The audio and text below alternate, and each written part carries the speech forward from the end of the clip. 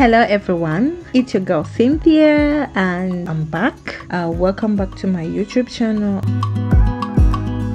It's a beautiful Monday and today we are going to be talking about something new and different, and it's about what you need to know or what you need to do for your baby from the moment they are born, from the moment your baby is born up to the age of 6 months. Oh yes.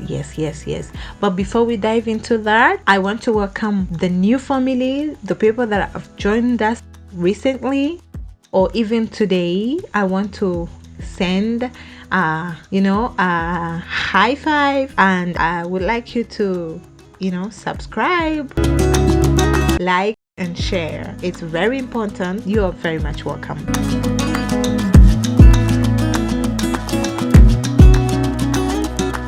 Yeah, so proceeding, we are talking about our babies, what we need to do for them from the time they are born up to the time they are 6 months old. Yeah, if you had a baby before, so I'm thinking that you know much more about these things. And if you haven't, maybe you're preparing for one, you're expecting one, or you're planning for one in the future. Yeah, this is your place to be. This is your place to be. Thank you. So I think that when we are expecting a baby, we are anticipating a lot of things.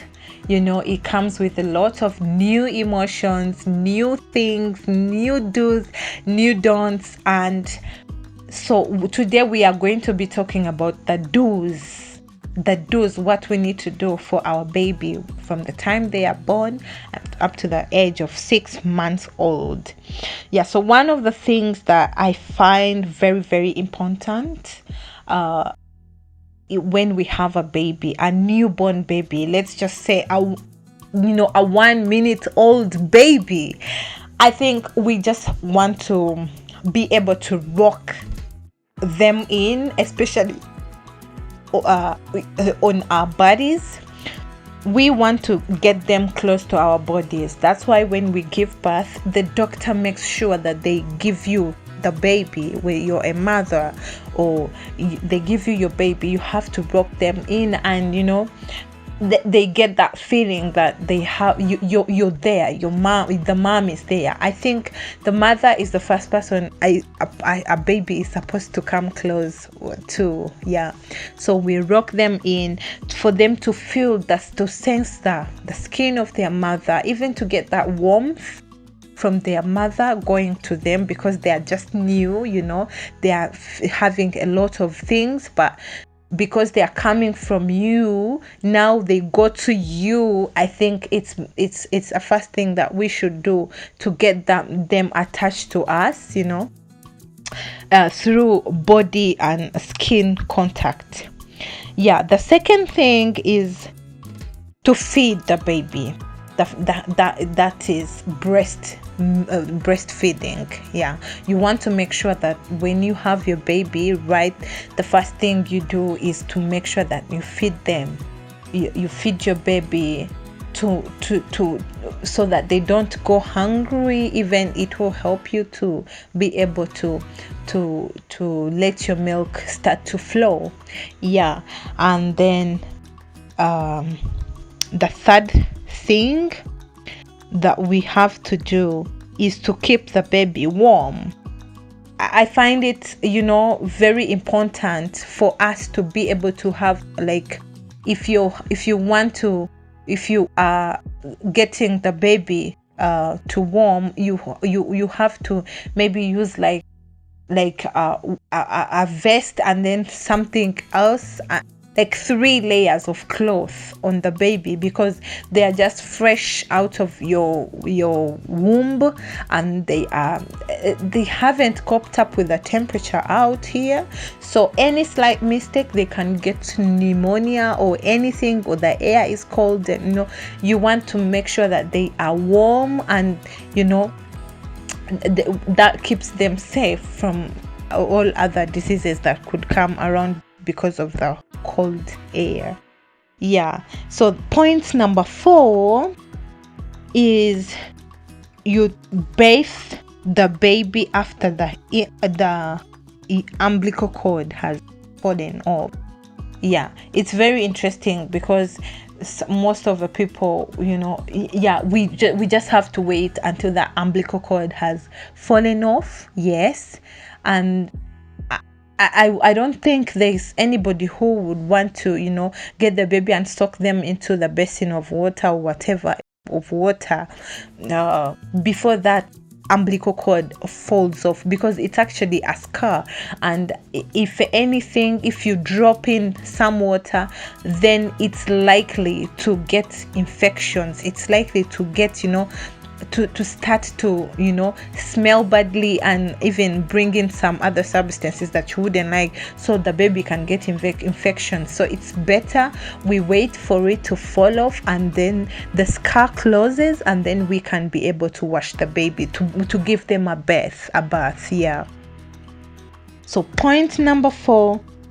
Yeah, before we get to point number 6, I think, yeah, before we wash the baby, that's before the umbilical cord falls off, we can just be cleaning them using like a towel, Yeah, you just wipe these body parts except the umbilical cord. Yeah. So number 6, yeah, surely we have to keep the baby clean, otherwise they will not feel comfortable. They will feel somehow, but we just have to keep them clean, give them a proper bath, make sure they are clean, they're wearing clean clothes. Yeah, sort of like you change their diapers every other time. Check them out. Yeah. Point number 7, you have to understand your baby's sleeping pattern. We have to understand, otherwise we are going to be giving them a hard time, as well as ourselves. We give ourselves a hard time, because like when a baby is sleeping, most of the times you will find their eyes opening. It's called REM, random eye motion. So like you find that they are opening their eyes while they are still in deep sleep. So when they open their eyes and they just cry a little bit, you might think that they have woke up, but they haven't. It's just the way their brain is working. So we just have to understand, like, if this baby is sleeping, if my baby is sleeping, there's a way they behave in their sleep, so I cannot wake them up. I just have to wait for them to sleep until they wake themselves up. Yeah, so that's why even as we understand the hours they take sleeping, and the hours they take while they are awake. Yeah, so we understand that, so that by the time we want to go back to work, then your baby is not sleeping the whole day when you're not around, and then as you come back to rest, and they wake up and they want to play and they want to feed and they want to do all sorts of things, yet you have work tomorrow. So it's better we understand our baby's sleeping pattern. Yeah. Another point is we have to talk to our babies. We talk to our babies, we sing to them, we read to them, we respond to them. They make actions, they say some words, when they begin to say baba, mama, ba, dada, you just have to respond. Sometimes they just want to tell you a story, and then you're like, no, this one. So like you have to respond to them, so they see that you're there, you're understanding them, you're responding to them. Yeah, so that way their brain develops, and then they also they reach their milestones really quickly, because there's someone who understands them and shows them that they understand them. Yeah, so another point is you have to take your baby for vaccination. It's very, very important. Yeah, they have a lot of vaccines they take from, I think, week 1 when they are born.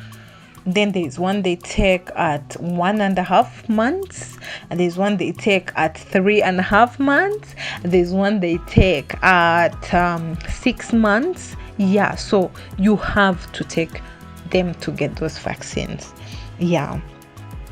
And then I have to make this clear that for a baby who is below 6 months, the only food they can take in is absolutely breast milk. Absolutely breast milk. Yes, we cannot give them any other foods until when they reach 6 months, and then we introduce them to solid foods. We introduce them to solid foods. We can bring in some fruits, some vegetables, we start them with soft foods. We can puree them so that their gut can easily, get to digest them. But before they clock 6 months, then we cannot give them any other food other than breast milk. So at 6 months, your baby is ready to take another kind of food, to supplement on the milk, because by then they are grown up. The breast milk supply is reducing, so you want them to get something else from the food. So that's it for now.